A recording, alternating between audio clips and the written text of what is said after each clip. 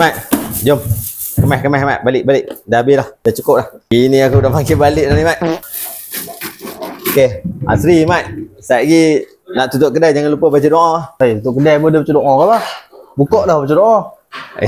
Mesti ada lah Mat. Buka tutup ada doa je. Dalam cerita Piramli pun tengok nak buka gua pun doa, buka dengan doa tutup, mentera buka, mentera tutup, ada je Mat.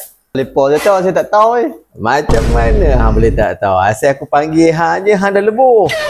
Dah tak ada. Oh, ya. Orang nak ajak doa tutup kedai je, hang dah lari dah.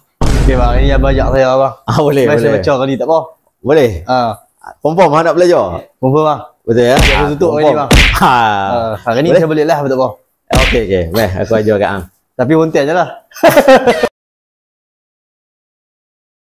Mat, hang jangan lupa baca Mat, doa ni Mat.